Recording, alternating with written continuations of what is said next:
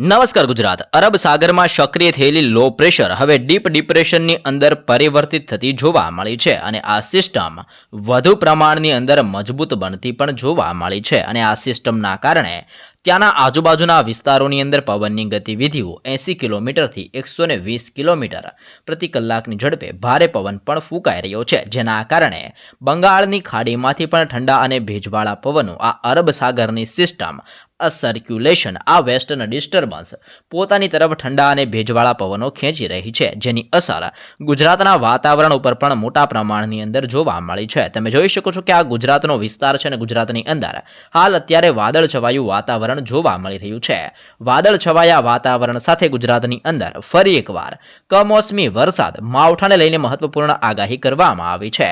ગુજરાતની અંદર કચ્છના વિસ્તારોની અંદર સૌરાષ્ટ્ર, ઉત્તર ગુજરાત, મધ્ય ગુજરાત અને દક્ષિણ ગુજરાતના વિસ્તારોમાં ફરી એકવાર માવઠાને લઈને મહત્વપૂર્ણ આગાહી જાહેર કરવામાં આવી રહી છે. અરબ સાગરની સિસ્ટમ હવે ધીમે ધીમે અરબ સાગરની અંદર વધુ પ્રમાણની અંદર ઘાતક અને તીવ્ર બનતી જોવા મળી છે અને આ સિસ્ટમનું સર્ક્યુલેશન અરબ સાગરના વિસ્તારોથી લઈને તમે જોઈ શકો છો કે આવી રીતે બંગાળની ખાડીના સંપૂર્ણ વિસ્તારો અને આ સંપૂર્ણ વિસ્તારોની અંદર આ સિસ્ટમનો સ્ટ્રફ ઘેરાયેલો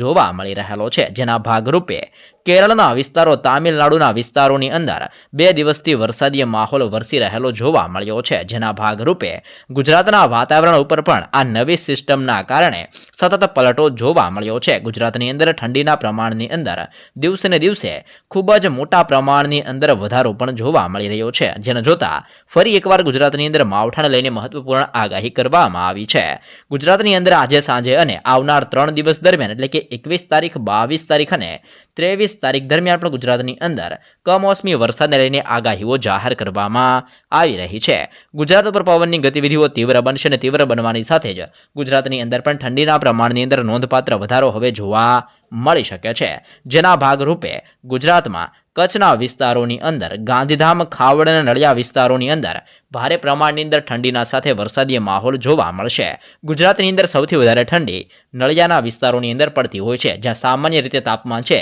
જે 15 ડિગ્રીથી લઈને 20 ડિગ્રી આજુબાજુ પણ પહોંચેલું જોવા મળે છે. તે સાથે જ સૌરાષ્ટ્રના વિસ્તારોની અંદર પણ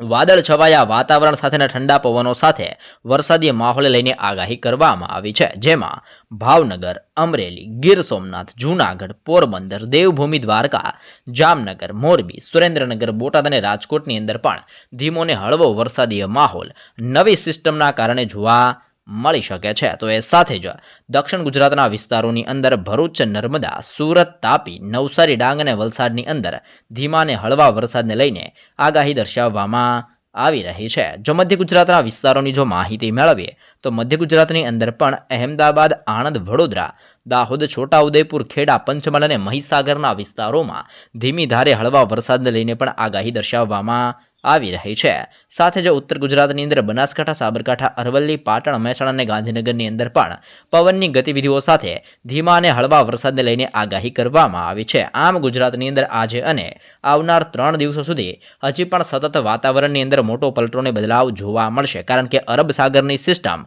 વધુ પ્રમાણની અંદર ઘાતક અને તીવ્ર બનતી જોવા મળી છે અને આ સિસ્ટમની અસરોના ભાગરૂપે ગુજરાતની અંદર ઠંડીના પ્રમાણની અંદર પણ નોંધપાત્ર વધારો જોવા મળી શકે છે. સાથે જ અરબ સાગરની સાથે સાથે હવે બંગાળની ખાડીની અંદર પણ બીજા નંબરની સિસ્ટમ પણ ધીમે ધીમે મજબૂત બનતી જોવા મળી છે, જેના ભાગરૂપે ગુજરાતની અંદર એક બાદ એક સિસ્ટમનો ખતરો ટોળાઈ રહેલો છે, જેને જોતા આવનાર દિવસોની અંદર પણ ગુજરાત ઉપર હજી પણ વરસાદીય માહોલ જોવા મળી શકે છે, જેવી પણ ખાસ મોટીને મહત્વની આગાહી ગુજરાતને લઈને દર્શાવવામાં આવી રહી છે. તો વરસાદ અંગે આવી તાજી નવી અપડેટો રોજે રોજ અને સૌપ્રથમ મેળવવા ચેનલમાં નવા છો તો ખાસ કરીને અત્યારે જ લાઈવ ગુજરાત સમાચાર યુટ્યુબ ચેનલને જરૂરથી એકવાર સબસ્ક્રાઇબ કરી લેજો.